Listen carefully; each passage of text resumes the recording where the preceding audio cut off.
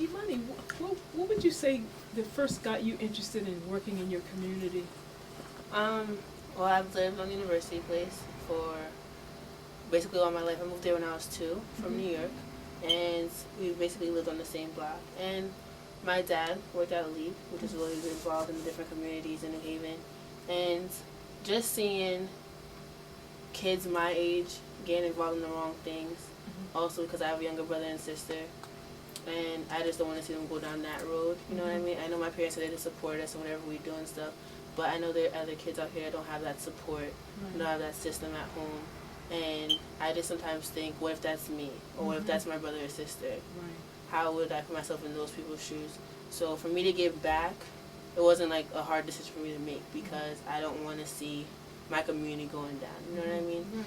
So because I've lived here so long, it's just, I guess, a part of me, you could say.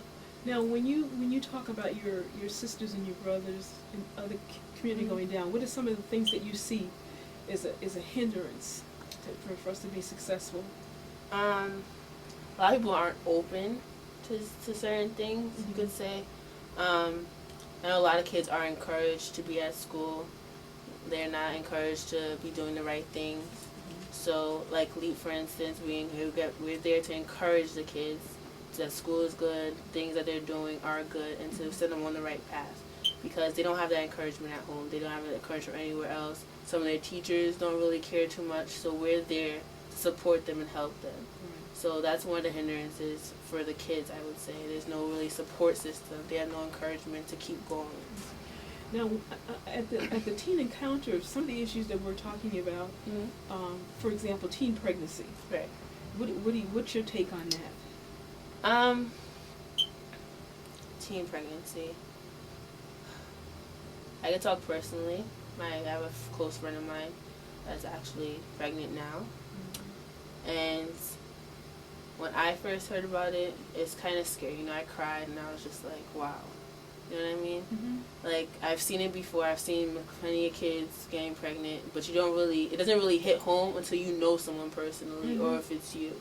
And when I found out, it's scary. You know what I mean? And for me, teen pregnancy, obviously it's a big issue, but there has to be someone, or there has to be something that tells these kids to stop.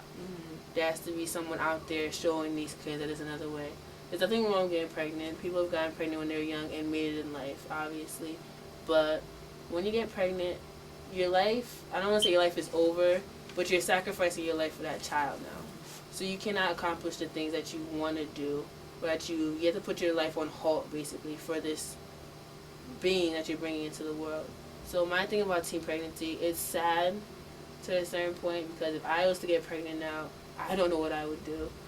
And it's really scary. And I really wish that there were programs out there to really help teach girls that there are other ways. There's other ways of being in a relationship with a guy and not having to have sex with them. But if you are going to have sex with them, here's ways to prevent certain things. Because abortion is not always the way. So I really wish there was programs out there like that for girls. You were talking earlier about school and being successful in school. There's the expression about dumbing down the young people in school. Tell us a little bit about that thought process. Okay. I was just actually in school. I was watching the movie The Great Debaters. I don't know if you've seen it. But The Great Debaters, there's a scene in the movie where Denzel is talking to like his debate team, and he's talking to one of the guys. And the guy is basically like challenging him because Denzel's not really open in the movie. He's trying to bring out the best in the kids. So the kids really, this one character, he's trying to challenge Denzel at what he's saying to him. And then Denzel's like, he was talking about how we went through slavery, how African Americans went through slavery, went through the lynching process, and how they kept the mind really weak, but kept the body strong. So they want you to be weak-minded and play like you're dumb, so that you can only be used for your body and not for like your mind. And dumbing down is sad. It is really sad, and that's the mentality that many of us are, because of this country's past. It's what we've accustomed to, and it's been playing and playing and playing. It keeps going, and that's what I think me working at LEAP allows me to tell these kids not to dumb down. You Mm-hmm. have to don't play into the stereotypes. There's already stereotypes set out there for us. There's already things that people have against African Americans because of this country's history, and you have to fight against those stereotypes. It is sad that they do still exist, but you really have to fight against them. So you don't dumb down. You be smarter, you work harder, you fight harder, and you accomplish what you need to accomplish. Very interesting. When communities like ours, drug trafficking or drug use is very prevalent. Right. From your standpoint, how do you see that, or do you just know it, or how do you relate to that whole culture? To be honest, I have never seen, even walking home, I have never seen, I'm not paying really close attention to it, but I've never seen drug trafficking here. I know it does exist in this community, but I've never seen it personally, like one-on-one. And once again, it's sad to see that. And it's really just hard because, like they play on little kids joining their little gangs and their little cliques to help them sell drugs because they're younger, just to get them to that mindset. And you have to be able to pull these kids away from that mindset. And it is hard, but I've never really seen drug trafficking myself to really see like what goes on, how it's done here.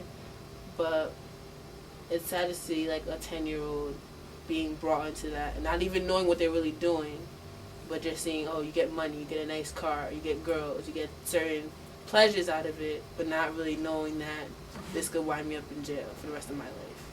For a young person, how old are you? I'm 17. 17. Yeah. And not having been involved in these different problems, you've managed to escape. You still seem to be very knowledgeable about them, in terms of how to avoid them. Mm-hmm. Where do you feel that comes from? That understanding. My parents. Your parents. My parents are first generation born here. They're from St. Lucia, island in the Caribbean, and my parents have always sacrificed for us to like travel to different places, taste different things, see different places. And although we live here, I live like in a Dwight neighborhood, I see what goes on obviously, but I know there's so much more potential out there, and my parents have exposed me to that other potential. So I know there's so much more out there. I know I don't have to play into this.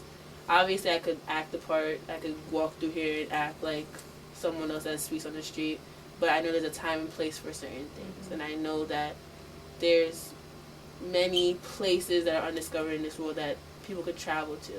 There's so much more for people to know about society, and it's sad that people just think of, this is all I have, just this little place, just Dwight, just New Haven. This is all I have. There's nothing more for me. A few minutes and shift just a little bit. That in spite of all these issues, what do you see the assets, the positives and the negatives of our community? Dwight specifically, because of Lee, we're working at Troop, and we see the kids there, and I know there's a couple of teachers at Troop that have like a basketball program, and there's like open gym, volleyball and stuff, and that's really brought kids back into there. I remember the YMCA used to be open when I was younger, and I used to be at the YMCA, but once that shut down, kids are always on the streets, always around, just hanging out. And then I'm coming home from school and I'm seeing 10-year-olds outside, and I'm wondering, like, don't you have homework? Because I know I have homework, so I know you have homework. And that's probably some of the negatives. These facilities that are for kids that are being constantly shut down by the government isn't really helping the process of us being better as a community. So things like Troop being opened up to open gym and stuff every other night or whatever it is, it really helps that situation. I know this summer we were trying to get the Dwight School up as a community center for issues like that, because it's sad to see the negative things that do go on here, which are because of these facilities being shut down. There's more drug trafficking, there's more hustling, there's more kids being out late at night, and we really can't do anything about it because there's no other place for them to go. If they go home, you don't know what's going on at home. It might be violent. You don't know what's going on there. So these facilities are really there to support them, another outlet for them. And once they're shut down, there's no other place for them to go. What do you see as the positive? The positive I would see would be, like this summer when we were going out, the group of us, that got together from the neighborhood. Some of us are from Edgewood, some of them are on Day Street. I'm on University Place, and it's about 10 of us, and we just got together. The Sawyer called us up, and we need to get this done.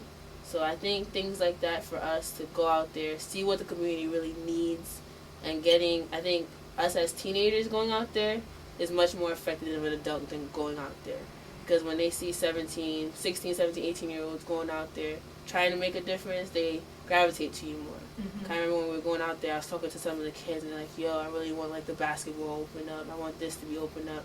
And you really get feedback from your peers that way. Because if it's, like, an adult, a 30, 40-something-year-old going to talk to them, like, oh, I don't really want to do that, you know? So I think it's a real positive thing that teenagers are going out there asking the questions, mm-hmm. and finding out what's going on and finding a solution to the problems in our neighborhood. Well, what did that do for you personally this summer, doing those surveys and talking to your community about the youth center that we hope to build? Personally, I'm normally very quiet, so when I was called up to do it, I was kind of like, I don't know if I could go knock on everyone's door and ask them, how do you think about this? But I put that aside, and I really thought about it, and I said, you know what? If that's my younger brother or younger sister or one of my elite kids out there, I would want them to be safe. I would want to know what they want. I would want them to be better, because each generation has to get better. So I think me going out there and my connection and hearing what kids wanted, and even hearing some of the adults getting upset because the school is shutting down, it really gave me another outlook. I'm like, wow, people really do care about this place. People really do care about this neighborhood. Although there are bad things going on, there are people out there that want to make a difference, mm-hmm. but sometimes they don't have the tools to make a difference. So if we're trying and they're supporting us, by the end of the day, instead of just having 10 people, we have 50, 60, 70 people supporting what we're doing. Mm-hmm. And what kind of tools do you think that you need to get things better? Does that include people, or is that things? What are those elements? I think the elements start off with people, like I said before, with the teenagers going out, asking what people need and stuff. Obviously, money is an issue, but I don't even think money should be such an issue. If we can't get government money, like funding from the government, then we could find fundraisers ourselves. Maybe host a car wash, maybe have some activities in the summer for the kids, just an outlet for them. So I think the elements start off with the people wanting to make a difference, and then we negotiate ways to find the funding, to find the kids to come join us, which we have plenty of kids to come join us. So I think it starts off with the people as the main element. That's great, because the goal of the teen encounter, mm-hmm. 10-10-10, what do you hope to be able to do once you participated in this particular program? What's your expectation? I don't want this teen encounter just to come up. We talk about the issues, we throw the issues out there, and nothing happens. Because there's a lot of talking, and then nothing happens. Mm-hmm. So we have to stop just talking and letting nothing happen. So we need to talk about it, obviously. Talk about the areas that need to be fixed. Think about a plan. That's the main thing. Think about a plan. How are we going to fulfill this plan? How this plan is going to come through? And I think it really starts off with that. We have to have a strategy. We have to figure out what we're going to do about this whole situation. And we really need to get this done, because there's a lot of talking. For years, people were like, oh, we need to change this. Dwight needs to get better. Dwight needs to get better. But we're not seeing the outcome of that. Mm-hmm. So these surveys that we did, there needs to be an outcome for that. We put all the data into the computer. We've sent it to whoever it needs to be sent to. And now we're waiting for the feedback. Now, how are you going to get once let's say this weekend is successful, mm-hmm. okay? How do you plan to get other young people to join for like the next session coming up in June sometime? I think you were talking. I know working at LEAP, I can recruit some people there. I know a lot of people were wondering, even tonight when I was like, I have to go to a Dwight meeting and do something. They were like, what are you talking about? So I had to explain to them. And they're like, oh, that's really, really cool like that. I like that idea. So I think, like I said before, having teenagers, connecting with other teenagers and connecting with your peers, people that you go to school with every single day, people that you work with, and telling them, you know what, it's time for a change. We have to do this. So I think us going out there makes so much more of a difference. So I think the easiest way for other kids to get involved is to have kids that are already a part of it going out there recruiting. Well, how do you feel that the adults or the mentors, what they would help you to be able to do, help you and the other young people? I think the mentors help a great deal, especially during the summertime when we were talking about situations. They've been here longer. They know the community in and out. So they're there to tell you, you could try this, but it may not work. So here's another way of doing it. Instead of doing plan A, we're going to give you plan B too, just in case your plan doesn't work. Because they've been here for a while. They know the ins and outs. So they're there just to, as a guide, to support you, to encourage you to do what you're doing, because what you're doing is really important, but also there to guide you, to tell you, okay, you tried this way, but why don't we bend it back this way and try it this way also. The interesting thing about it is the textbook, the iceberg is melting. And of course the characters are penguins, but Right. What was happening was through the process they were trying to engage others to understand. Right. So you tell us a little bit about that, the theory behind the iceberg is melting. Okay, basically it's a bunch of penguins, and it's kind of funny, but one of the penguins, basically, he figures out that the iceberg, they're living on an iceberg, obviously, because they're penguins, and the iceberg is melting. And they're trying to figure out a way to prevent it from melting, because if the iceberg eventually melts, they have no home. So he goes about by telling other people, he tells like some of his like the close people that are to him, and some of them are like, what are you talking about? Like, we're gonna be fine, like no big deal. And then one penguin is really like, you know what, you might be right. So he shows the penguin what's going on, and they try to tell the community what's going on. Obviously the people are like, whatever, we don't care about what you have to say, no big deal. Other people are like, yeah, one or two are like, yeah, we're gonna support you in what you're doing, and some others like, I don't really care, I could just die here. And they end up finding a solution to fix the problem. And when the iceberg starts melting, the people that are saying no, like whatever, they eventually like, whoa, like this is our lives right now, this is our home, we have to fix this. And then eventually they find a solution to the problem. The short version. Right, I think that's such a good example, because again, what the young people are about to venture on is getting other people to on board of what it is that you're trying to do to envision for your community. Right. Do you have a vision that you think that you'd like to see? Now, hopefully, is to get the community center up and running. That's my main thing. I would really like to see that happen. I think once that's open, because the YMCA, like I said, is closed, and because Troop is a school, it can't be open like at all hours of the night. It has to be closed eventually. I think having a community center, having volunteers there, having mentors there will really be encouraging. I think even though LEAP does exist and it's in LEAP has 5 different sites, and one of them is at Troop School, LEAP only deals with certain kids from certain schools. You know, we deal with 7 to 12-year-olds, and I think that we need, even 15-year-olds need help, 16-year-olds I need help sometimes. Sometimes I have questions that I need someone to answer for me, and not everyone can answer them. So I think having a community center, which is my main focus, I really think will help bring this community back to life. What would be your commitment? You're 17 years old now. You got maybe 1 more year in high school, going on to college. Yes. What do you hope to accomplish before you leave town? Before I leave town? If you decide to leave town. I think I am going to leave town. When I leave, I basically want to leave my mark, I guess you could say, with my LEAP kids, telling them, you know, there is more out there, because a lot of them live in this neighborhood, and I walk them home, and I talk to them about, like, what's going on with their lives and stuff. And they really like coming to LEAP. They like me being there, like the other counselors being there. They really look up to us. Like, sometimes when I see them, like, in the summertime, even when I'm not working, come to you, give you a hug. Monty, I miss you. And it makes you smile, you know? It makes you happy.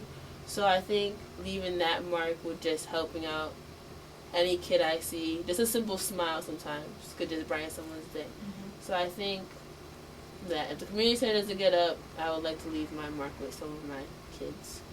I think you brought a good point up earlier about parentage. A number of the children do not have both parents in the household, but obviously the young people appreciate you being in their lives. So what would you say to a parent that is a single father or single mother with children? How would you encourage them? Well, I'm not a parent, but seeing my kids, and I know there are a lot of single parents that have kids that attend LEAP, and seeing them, a lot of them do get discouraged. A lot of them, it is hard being a single parent. I can't imagine doing that, especially if like 3-4 kids. That's a lot. And I think things like LEAP encourage them because they know there's other support systems out there for them.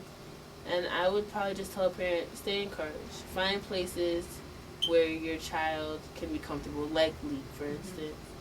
And that way, it's not just you talking at home. They're getting the same message from their LEAP counselors. They're seeing other positive role models. So for a parent that's a single parent, struggling, I would say just find those places, those outlets, which is why we need a community center. Because for a single parent that's stressing about how am I going to get dinner tonight, how am I going to pay for this, I'm going to pay for that, having a community center for their kids to come to after school, for them to do their homework, for certain things to get done, for them to play basketball, let out any energy that they have so when they go home they're relaxed. They can talk to mom, here's what happened today, I did all my homework, and that way it's kind of a burden off of their shoulders. One of the other key things that I keep hearing you repeat, you talk about LEAP, and